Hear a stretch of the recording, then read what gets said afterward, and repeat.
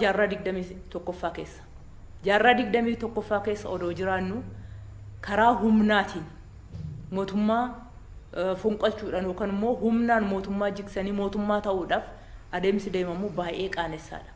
Sababii kanaan waxabajjii sadaffaa galmeessine.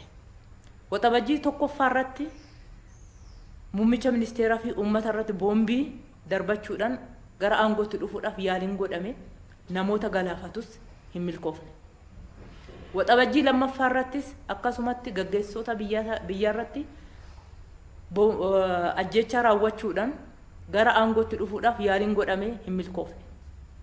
Waxabajjii sadaffaa irratti immoo aartist Haacaaluu irratti haala suukaneessaa ta'e kanaan ajjeechaan irratti raawwatame ammas hin milkoofne. Waxabajjii kan biraa hin lakkoofnu kanaan booda. Waxabajjiin sadaffaa waxabajjii tokkoffaa fi lammaffaa irraa adda yeroo murteessaadha biyya keenyaaf. Kanaaf qaamoleen seera kabachiisan, qaamoleen qorannaa kana keessatti hirmaatan, abbaan alangaa, poolisoonni, dhimmi biyya keessaa insaan wajjin ta'uudhaaf, uummata wajjin ta'uudhaan to'annaa jala oolchuu danda'ee jira. Ajjeestootaa fi warra artist Haacaaluu irratti yakka kana raawwatan qofa osoo hin taane haala suukaneessaa ta'een isa hordofeetoo Oromiyaa keessatti, Finfinnee keessatti ajjeechaa namaa irratti warra raawwatan hunda to'annaa jala oolchuun danda'amee jira. Qorannaan kun hin dhumne, itti fufee jira. Kan artist Haacaaluu wajjin wal qabatee jiru namoonni biroos dudduuba akka jiran warra amma qabanneerraa ragaa arganne waan jiruuf dubbiin waan hidda qabu ta'ee argachaa waan jiruuf qorannaan keenya itti fufa. Uummanni keenya nu wajjin dhaabbachuutu sarara jiraata. Biyya keenya badiirra hambisuudhaaf, waliin jiraachuudhaaf, haala qaanessaa kana keessa bahuudhaaf hojiin amma olaantummaa seeraa kabachiisuudhaaf jalqabame kun kana caalaa cimee itti fufa. Mootummaan qophii gahaa godheera. Qophii gahaa godhuu qofaa miti. Haala baay'ee jabinaa fi cimina qabuun torban tokko keessatti shakkamtoota kana bakka seenan seenetoo baasuu danda'ee jira. Kana keessatti garuu hirmaannaan uummataa iddoo olaanaa qaba jechuudha. Kana boodas hingaa jechuu sunirra jiraata. Hingaa haala kanaan mootummaa ta'uun hin danda'amu waan ta'eef namoota qulqulluu uummata wal wajjin jiraatu wal ficcisiisu wal fixuunis hin barbaachisu. Akka harka isaanii sassaabbatan akka seera jalaayis miliquu hin dandeenye irra deebisee ibsuun barbaada. Hojii hanga ammaa hojjetame keessatti warra hirmaatan hunda abbootii alangaa, qorattoota poolisii, hojjettoota dhimma biyya keessaatiin wajjin hirmaachaa turan, hojjettoota insarraan wajjin hirmaachaa turan kan Oromiyaas kan federaalaas baay'een galateeffadha. Hunda caalammoo yeroo murteessaa kanatti isa nu gargaare Waaqayyo baay'een galateeffadha. Olaantummaa seeraa kabachiisuun keenya itti fufa. Boruu iftaanis akka fincilaaf ba'an, akka tarkaanfii adda addaa fudhatan waamichi godhamaa jira. Kun biyya kanatti kana booda tasa raawwatamuu qaba. Uummanni keenya ijoollee isaa gadhiisuu hin qabu, gorsuu qaba, deebisuu qaba. Ofiifis naannoo isaas hammeenya akkanaarraa of eeguu qaba. Of eeguu qaba osoo hin taane, qofa osoo hin taane qaamolee nageenyaa wajjin sirriitti atoomee hojjechuu qaba. Lammata gochi qaanessaa akkanaa kun biyya kanarratti akka hin raawwatamnetti mootummaan qophaa'ee hojjechaa jira. Uummanni keenyis nu wajjin haa dhaabbatu. Ulfaadhaa galatoomaa ni milkoofne. Adamaa jira jechuudha.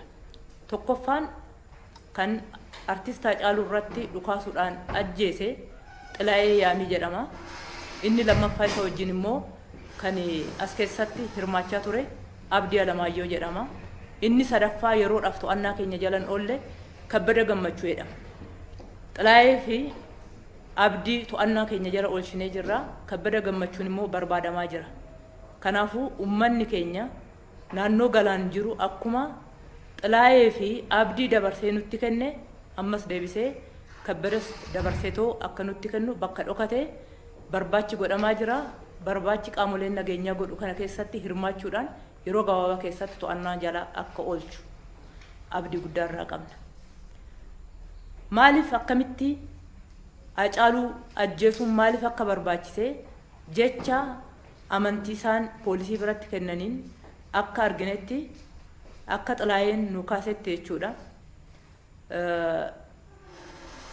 tokkoffaa kan inni kaasaa jiru ergama dhaaba ABO Shanee jedhamu akka ta'e ummata Oromootiif dabarsuudhaaf jecha ummanni Oromoo bilisummaa isaa akka argatu mootummaan kun kufaa jira. Nu wajjin hirmaadhu siifis darbaa biyyaafis darbaa. Ummanni Oromoo akka balaa irratti hin kufne nu gargaare akka jedhaniin kana qofaas miti isa wajjin kan dubbatan afaan Oromootiin walii isaaniitiin garuu namoonni kun namoota lama waan ta'aniif afaan Tigirfaatiin kan dubbatan ta'uusaa jecha amantii isaatiin nu mirkaneessee jira jechuudha. Adeemsa kana keessatti kan agarree jalqabarra qorannaa keenya namoota qabnitu eeruu kana nu kenne namoonni ajjechaa Hacaaluu biratti mul'achaa turanii fi achitti dhimma kana raawwatan fuulaan eenyu akka fakkaatan maal akka fakkaatan nu ibsaniiru. Isa ka'umsa godhanneetoo gara naannoo galaan sochoonee ummanni galaan eenyummaa jara kana addaan baasetoo ragaa nuu kenne irratti hundaa'uudhaan gareen qorannaa asirratti hirmaatee bakka isaan seenan seenetoo bakka dhokatan irraa qabuu danda'ee jira. Haala kanaan ammas Kabbadas yeroo gabaabaa keessatti akka ummanni dabarsee nuu kennu akka nu wajjin hirmaatu yaamicha koo dabarsuun barbaada. Kan jirru gaa jaarraa 21ffaa keessa. Jaarraa 21ffaa keessa odoo jiraannu karaa humnaatiin mootummaa fonqolchuudhaan yookaan immoo humnaan mootummaa jigsanii mootummaa ta'uudhaaf adeemsi deemamu baay'ee qaanessaadha. Sababii kanaan waxabajjii 3ffaa galmeessine. Waxabajjii 1ffaa irratti muummicha ministeeraa fi uummata irratti boombii darbachuudhaan gara aangootti dhufuudhaaf yaaliin godhame namoota galaafatus hin milkoofne. Waxabajjii 2ffaa irrattis akkasumatti gaggeessitoota biyyaa irratti ajjechaa raawwachuudhaan gara aangootti dhufuudhaaf yaaliin godhame hin milkoofne.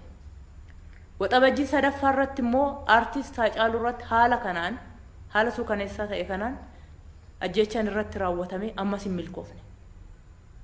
Waxabajjii kan biraa hin lakkoofnu kanaan booda. Waxabajjiin 3ffaa waxabajjii 1ffaa fi 2ffaa irraa adda yeroo murteessaadha biyya keenyaaf. Kanaaf qaamoleen seera kabachiisan qaamoleen qorannaa kana keessatti hirmaatan abbaan alangaa poolisoonni dhimmi biyya keessaa insaan wajjin ta'uudhaaf uummata wajjin ta'uudhaan to'annaa jala oolchuu danda'ee jira. Ajjeestootaa fi warra aartist Hacaaluu irratti yakka kana raawwatan qofa osoo hin taane haala suukaneessaa ta'een isa hordofeetoo Oromiyaa keessatti Finfinnee keessatti ajjecha namaa irratti warra raawwatan hunda to'annaa jala oolchuun danda'amee jira. Qorannaan kun hin dhumne itti fufee jira. Kan aartist Hacaaluu wajjin wal qabatee jiru namoonni biroos dudduuba akka jiran warra amma qabanneerraa ragaa arganne waan jiruuf dubbiin waan hidda qabu ta'ee argachaa waan jiruuf qorannaan keenya itti fufa. Uummanni keenya nu wajjin dhaabbachuutu sarara jiraata. Biyya keenya badiirra hambisuudhaaf waliin jiraachuudhaaf haala qaanessaa kana keessaa bahuudhaaf hojiin amma olaantummaa seeraa kabachiisuudhaaf jalqabame kun kana caalaa cimee itti fufa. Mootummaan qophii gahaa godheera. Qophii gahaa godhuu qofaa miti.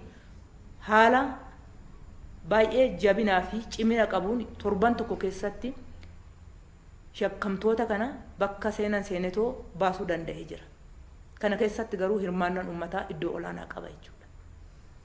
Kana boodas hingaa jechuu sunirra jiraata. Hingaa haala kanaan mootummaa ta'uun hin danda'amu waan ta'eef namoota qulqulluu uummata wal wajjin jiraatu wal ficcisiisu wal fixuunis hin barbaachisu. Akka harka isaanii sassaabbatan akka seera jalaayis miliquun hin dandeenye irra deebisee ibsuun barbaada. Hojii hanga ammaa hojjetame keessatti warra hirmaatan hunda abbootii alangaa, qorattoota poolisii, hojjettoota dhimma biyya keessaatiin wajjin hirmaachaa turan, hojjettoota insarraan wajjin hirmaachaa turan kan Oromiyaas kan federaalaas baay'een galateeffadha. Hunda caalammoo yeroo murteessaa kanatti isa nu gargaare Waaqayyo baay'een galateeffadha. Olaantummaa seeraa kabachiisuun keenya itti fufa. Boruu iftaanis akka fincilaaf ba'an akka tarkaanfii adda addaa fudhatan waamichi godhamaa jira. Kun biyya kanatti kana booda tasa raawwatamuu qabu. Uummanni keenya ijoollee isaa gadhiisuu qabu, gorsuu qaba, deebisuu qaba. ofiifis naannoo isaas hammeenya akkanarraa of eeguu qaba. Of eeguu qaba osoo hin taane qofa osoo hin taane qaamolee nageenyaa wajjin sirriitti atoomee hojjechuu qaba. Lammata gochi qaanessaa akkanaa kun biyya kanarratti akka raawwatamnetti mootummaan qophaa'ee hojjechaa jira. Uummanni keenyis nu wajjin haa dhaabbatu. Ulfaadhaa galatoomaa ni milkoofne. Damaa jira jechuudha. Tokkoffaan kan artist Haacaaluu irratti dhukaasuudhaan ajjeese Xilaayee Yaamii jedhama. Inni lammaffaa isa wajjin immoo kan as keessatti hirmaachaa ture Abdii Alamaayyoo jedhama. Inni sadaffaa yeroodhaaf to'annaa keenya jalan oolle Kabbada Gammachuu jedhama. Xilaayee fi Abdii to'annaa keenya jala oolchinee jirra. Kabbada Gammachuun immoo barbaadamaa jira. Kanaafuu uummanni keenya naannoo galaan jiru akkuma Xilaayee fi Abdii dabarsee nutti kenne ammas deebisee Kabbadas dabarseetoo akka nutti kennu bakka dhokatee barbaachi godhamaa jira. Barbaachi qaamoleen nageenyaa godhu kana keessatti hirmaachuudhaan yeroo gabaabaa keessatti to'annaa jala akka oolchu abdii guddaa irraa qabna. Maaliif akkamitti Haacaaluu ajjeesuun maaliif akka barbaachise jecha amantii isaan poolisii biratti kennaniin akka arginetti akka Xilaayeen nu kaasetti jechuudha. Tokkoffaa kan inni kaasaa jiru ergama dhaaba Abaa Shanee jedhamu akka ta'e uummata Oromootiif dabarsuudhaaf jecha uummanni Oromoo bilisummaa isaa akka argatu mootummaan kun kufaa jira. Nu wajjin hirmaadhu siifis darbaa biyyaafis hin darbaa. Uummanni Oromoo akka balaa irratti hin kufne nu gargaare akka jedhaniin kana qofaas miti isa wajjin kan dubbatan afaan Oromootiin walii isaaniitiin garuu namoonni kun namoota lama waan ta'aniif afaan Tigirfaatiin kan dubbatan ta'uusaa jecha amantii isaatiin nu mirkaneessee jira jechuudha. Adeemsa kana keessatti kan agarre jalqabarra qorannaa keenya namoota qabnitu eeruu kana nu kenne namoonni ajjecha Haacaaluu biratti mul'achaa turanii fi achitti dhimma kana raawwatan fuulaan eenyu akka fakkaatan maal akka fakkaatan nu ibsaniiru. Isa ka'umsa godhanneetoo gara naannoo galaan sochoonee uummanni galaan eenyummaa jara kana addaan baasetoo ragaa nuu kenne irratti hundaa'uudhaan gareen qorannaa asirratti hirmaatee bakka isaan seenan seenetoo bakka dhokatan irraa qabuu danda'ee jira. Haala kanaan ammas Kabbadas yeroo gabaabaa keessatti akka uummanni dabarsee nuu kennu akka nu wajjin hirmaatu yaamicha koo dabarsuun barbaada. Kan jirru gaa jaarraa 21ffaa keessa. Jaarraa 21ffaa keessa odoo jiraannu karaa humnaatiin mootummaa fonqolchuudhaan yookaan immoo humnaan mootummaa jigsanii mootummaa ta'uudhaaf adeemsi deemamu baay'ee qaanessaadha. Sababii kanaas waxabajjii sadaffaa galmeessine. Waxabajjii tokkoffaa irratti muummicha ministeeraa fi uummata irratti boombii darbachuudhaan gara aangootti dhufuudhaaf yaaliin godhame namoota galaafatus hin milkoofne. Waxabajjii lammaffaa irrattis akkasumatti gaggeessitoota biyyaa irratti ajjecha raawwachuudhaan gara aangootti dhufuudhaaf yaaliin godhame hin milkoofne. Waxabajjii sadaffaa irratti immoo artist Haacaaluu irratti haala suukaneessaa ta'e kanaan ajjechaan irratti raawwatame ammas hin milkoofne. Waxabajjii kan biraa hin lakkoofnu kanaan booda. Waxabajjiin sadaffaa waxabajjii tokkoffaa fi lammaffaarraa adda yeroo murteessaadha biyya keenyaaf. Kanaaf qaamoleen seera kabachiisan qaamoleen qorannaa kana keessatti hirmaatan abbaan alangaa poolisoonni dhimmi biyya keessaa insaan wajjin ta'uudhaan uummata wajjin ta'uudhaan to'annaa jala oolchuu danda'ee jira. Ajjeestootaa fi warra artist Haacaaluu irratti yakka kana raawwatan qofa osoo hin taane haala suukaneessaa ta'een isa hordofeetoo Oromiyaa keessatti Finfinnee keessatti ajjecha namarratti warra raawwatan hunda to'annaa jala oolchuun danda'amee jira. Qorannaan kun hin dhumne itti fufee jira. Kan artist Haacaaluu wajjin wal qabatee jiru namoonni biroos dudduuba akka jiran warra amma qaban